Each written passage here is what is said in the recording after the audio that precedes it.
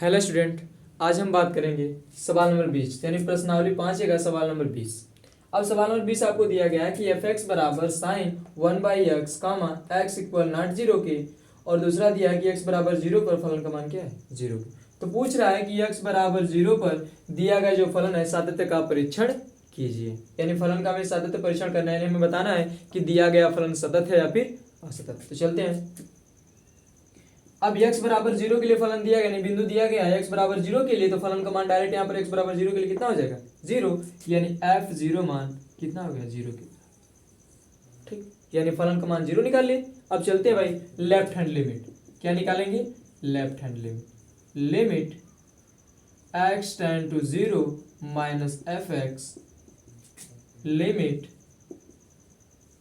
h tend to zero क्या हो जाएगा भाई, h tend to zero f zero minus h।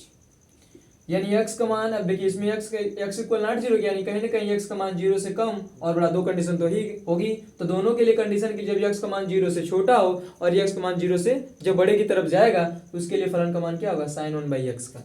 यानी क्या लिखेंगे भाई, limit h tend to zero क्या हो जाएगा भाई, साइन 1/h, यानी x के सामने क्या रखेंगे, जीरो माइनस h की। यानी इसको लिखना चाहें तो limit h tend to zero sine minus एक बटा में क्या हो जाएगा, h। और साइन माइनस टा minus sine theta, limit h tend to zero minus sine h।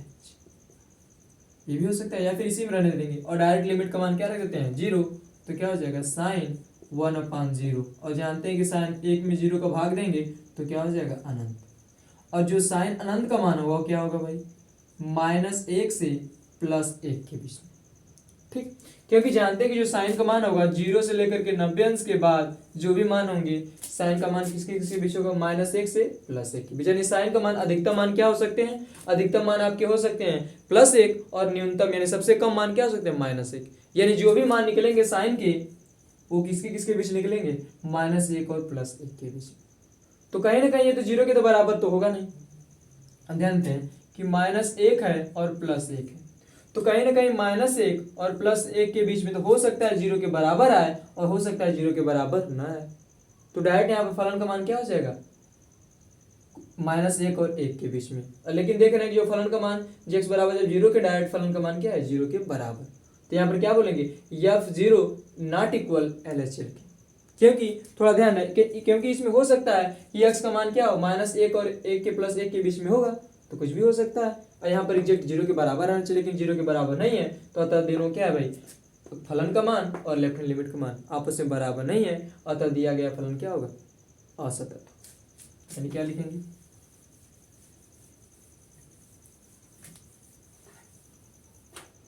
यानी लिखेंगे भाई left hand limit not equal f zero की। अतः दिया गया फलन बिंदु x बराबर जीरो पर क्या होगा, असतत होगा। क्या होगा, असतत। ठीक, क्योंकि वहां पर ध्यान दीजिएगा, क्योंकि -1 और +1 डाउट इसे यहीं पर होगा आपको कि -1 और 1 के बीच में क्या हो रहा है। क्योंकि देख रहे हैं कि साइन अनंत का मान, अब साइन अनंत के स्थान पर 0 अंश, 30 अंश, 45 अंश, 60 90 से 180 अंश, कुछ भी 280 480 कुछ भी हो सकता है। लेकिन जो मान हमें प्राप्त होंगे वो अधिकतम और न्यूनतम यानी -1 और +1 के बीच में प्राप्त होगी। प्रतिलोम त्रिकोणमिति में पढ़ेंगे तो यानी जो साइन का रेंज होता है, यानी जो परिसर होता है, वो -π/2 से +π/2, या फिर मान में बोलेंगे तो -1 और 1 के बीच में ही होगा।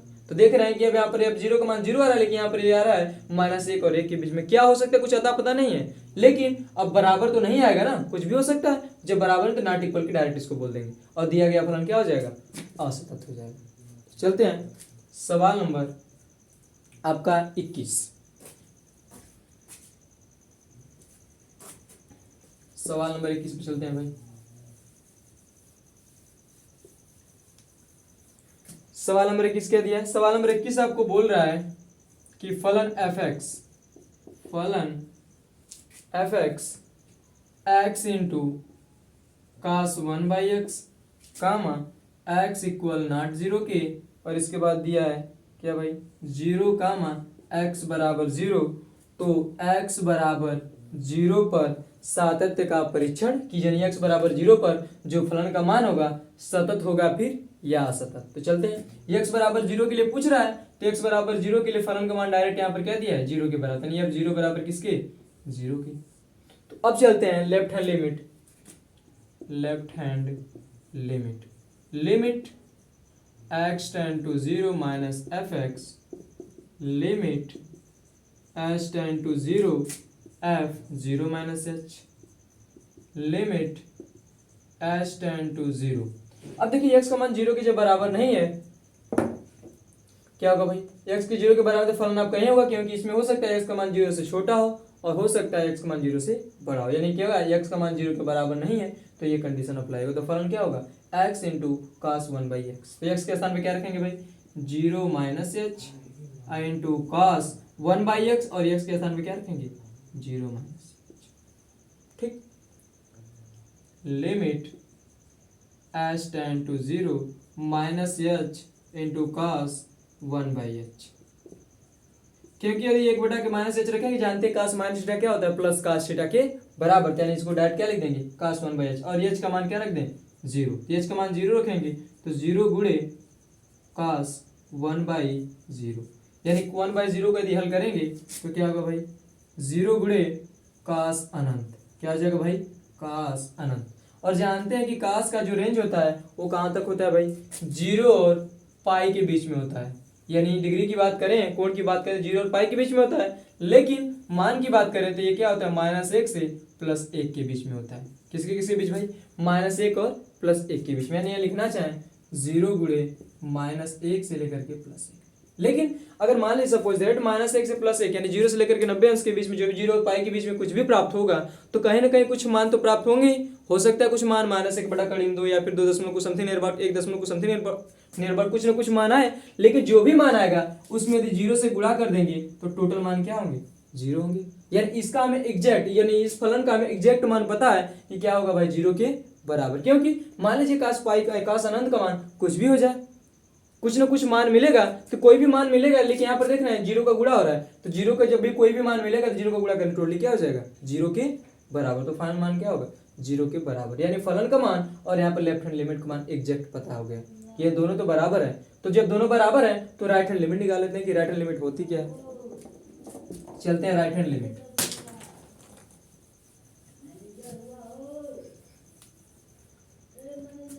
RHL क्या हो जाएगा भाई right hand limit, limit x tend to 0 plus fx, यानी इसको लिखना चाहें तो लिमिट h टेंड टू 0 क्या हो जाएगा भाई f 0 प्लस h, यानी इसके लिए भी फलन का मान x इंटू cos 1/x होगा, यानी क्या होगा भाई लिमिट h टेंड टू 0, अब x के स्थान में क्या रखेंगे 0 प्लस h इंटू जो भी cos 1/x यानी 1/0 प्लस क्या हो जाएगा h, यानी limit h tend to 0 h into cos 1/h। ठीक, अब h टेंड टू 0 यानी h का मान क्या रख देंगे 0 और यहाँ पर क्या हो जाएगा cos 1/0 और 1/0 का मतलब क्या हो जाएगा भाई cos अनंत।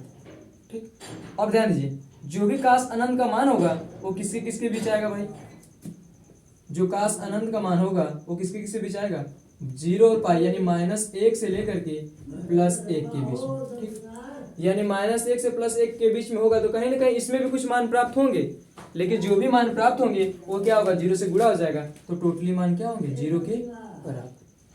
ठीक, यानी कहीं ना कहीं 0 के जब बराबर क्या देख रहे हैं कि left hand limit right hand limit और जो फलन का मान है वो किसके बराबर आ रहा है 0 के बराबर, अतः दिए गए x बराबर 0 पर दिए गए फलन क्या होंगे सतत होंगे। तो क्या लिखेंगे भाई, यानी इसको लिखना चाहें क्या लिखेंगे लेफ्ट हैंड लिमिट बराबर राइट हैंड लिमिट जो बराबर f0, ये तीनों बराबर किसके आ रहे हैं 0 के बराबर। तो क्या लिखेंगे अतः दिया गया फलन x बराबर दिया गया फलन बिंदु x बराबर 0 पर क्या होगा भाई सतत होगा, क्या होगा सतत होगा। यानी जो भी दिया गया फलन है बिंदु x बराबर 0 के लिए क्या होगा, सतत होगा, क्योंकि देख रहे हैं left hand limit, right hand limit और फलन का मान किसके, तीनों किसके बराबर आ रहे हैं, 0 के बराबर। चलते हैं सवाल नंबर 22।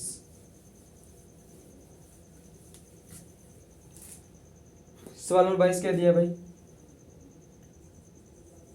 जो सवाल नंबर 22 दिया गया फलन f(x) बराबर साइन स्क्वायर x बटा में x, और इसके बाद क्या दिया भाई, x इक्वल नॉट 0, और यहाँ पर दिया है 0 कामा x बराबर 0। तो बोल रहा है कि x बराबर 0 पर सातत्य का परीक्षण कीजिए, यानी सततता की जांच कीजिए, दिया गया फलन सतत है फिर असतत। तो चलते हैं, x बराबर 0 के लिए पूछा तो डायरेक्टली f 0 हो जाएगा, और x बराबर 0 के लिए फलन का मान क्या है, 0 के बराबर। इस बार राइट हैंड लिमिट निकालते हैं, क्या निकालते हैं भाई, राइट हैंड लिमिट। पहले चेक करते हैं कि बराबर आएगा, ये दोनों बराबर होंगे तब लेफ्ट हैंड लिमिट की तरफ जाएंगे, यदि बराबर नहीं आएगा तो डायरेक्ट बोल देंगे नॉट इक्वल, क्या था दिया गया फलन x बराबर 0 पर क्या होगा, असतत होगा। तो चलते हैं right hand limit, limit x tend to 0 plus fx।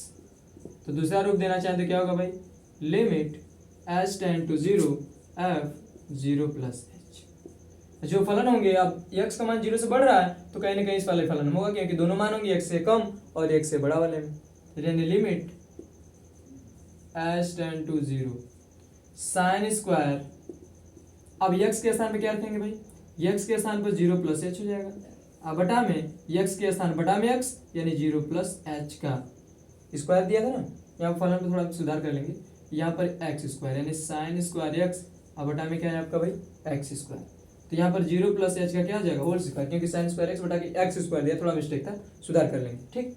तो चलते हैं, limit h tend to 0 sine square क्या हो जाएगा भाई h, अब बटा में h स्क्वायर।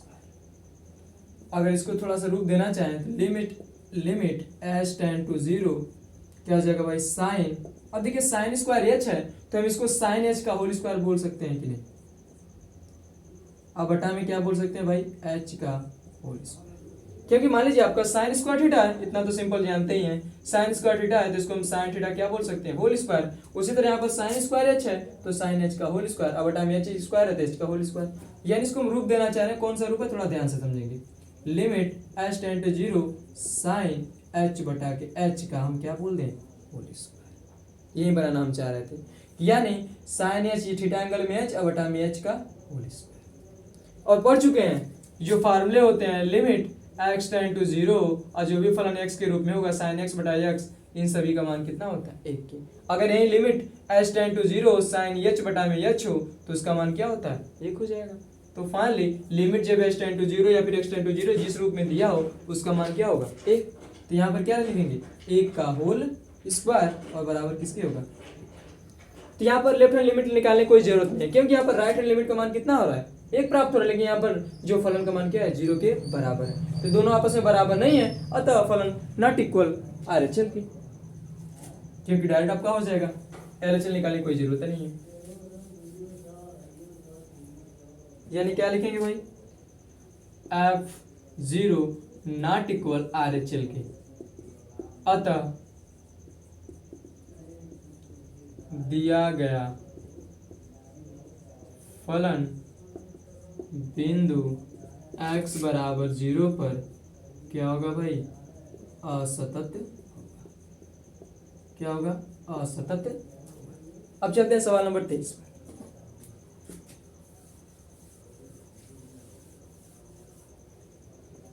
सवाल नंबर 23 क्या दिया भाई, 23 आपका दिया गया, यदि फलन f(x) यदि फलन f(x)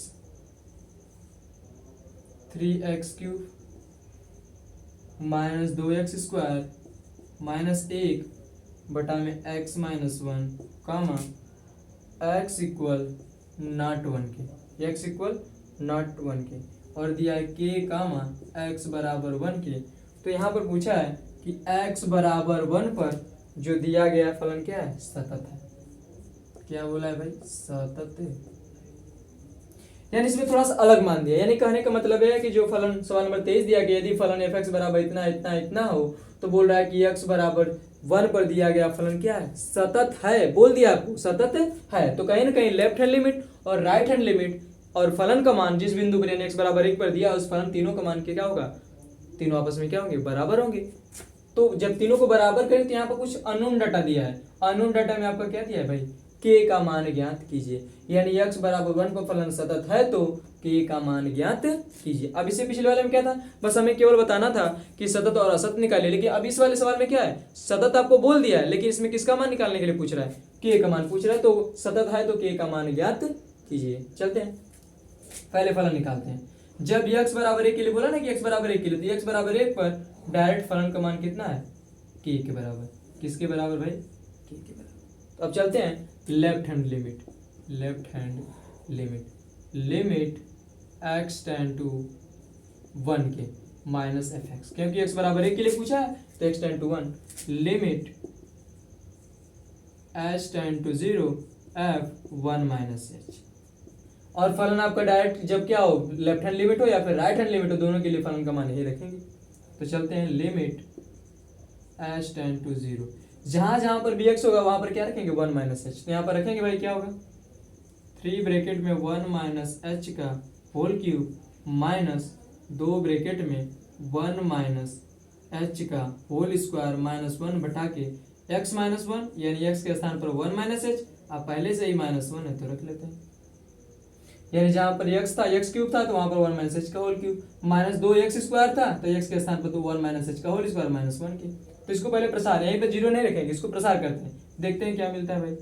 limit h tend to 0, 3 bracket में a माइनस बी का होल क्यूब क्या होता है, पढ़ चुके हैं, a माइनस बी का होल क्यूब क्या होता है भाई, a cube minus b cube minus 3ab कोष्ट में a माइनस, ये आपका फार्मूला होता है, उसी फार्मूले पे यूज करते हैं। अब इसको यूज करेंगे भाई, a क्यूब मतलब 1 का क्यूब 1 होगा, माइनस बी क्यूब मतलब s cube, minus 3ab, 3a का मतलब 1, 3 1 कम 3 और h हो जाएगा। अब एक क्वेश्चन में a माइनस बी यानी 1 माइनस h हो गया भाई, यहाँ तक ब्रैकेट बंद, minus a square, a minus B का whole square, a square plus b square minus 2ab यानी 2h, माइनस 1 है तो माइनस 1। अब 1 से 1 गायब कर देते हैं, क्या बचेगा नीचे भाई, माइनस h के। इसको हल कर लेते हैं, लिमिट h टेंड टू 0,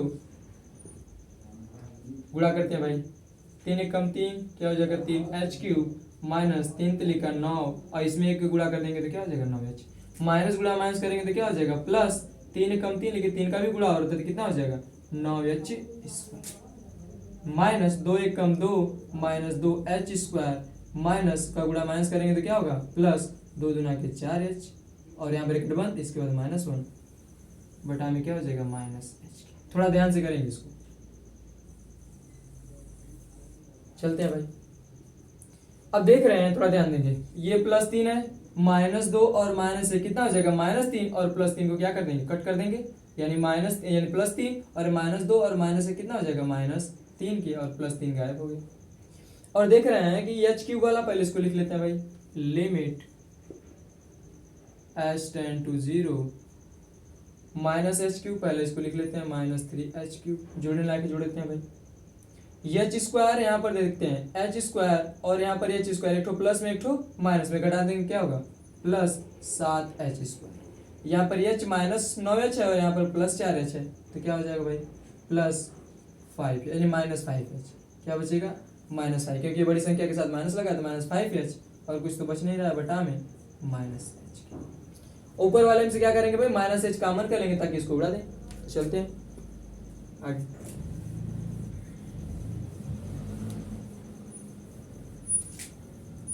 यानी इसमें रखेंगे भाई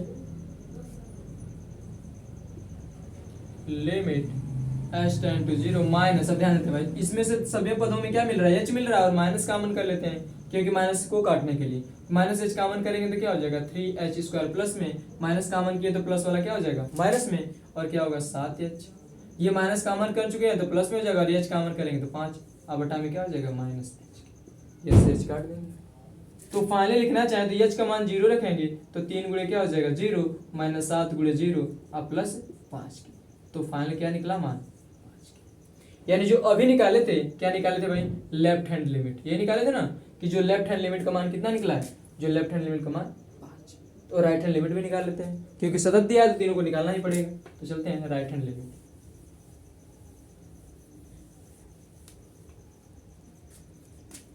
right hand limit RH limit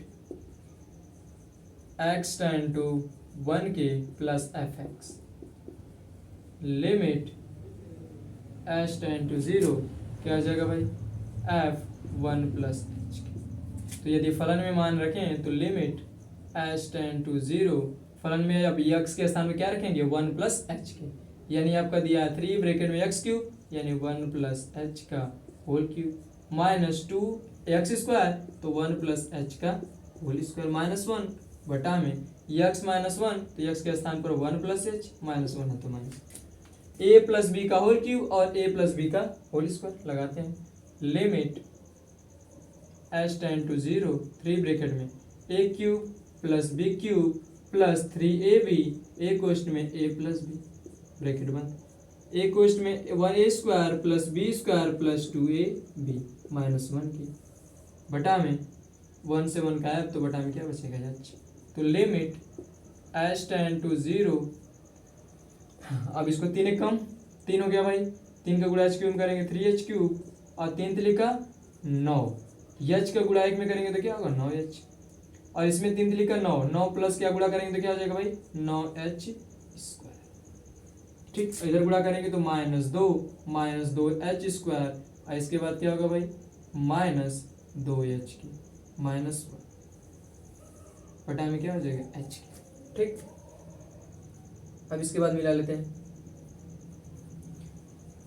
कहीं गड़बड़ नहीं हुआ है। 2 का गुणा करेंगे 2 दूना के 4h के बराबर होगा, थोड़ा ध्यान से, क्योंकि ध्यान दीजिए भाई 1 अब 3 एक कम 3h क्यूब और 3 3 का 9, 9h का गुणा दोनों पदों के साथ होगा तो 9 एक कम 9 यानी 9h, फिर 9 एक कम 9 और h का गुणा h में करेंगे तो क्या होगा h स्क्वायर। डायरेक्ट 3 का गुणा सब में कर चुके हैं।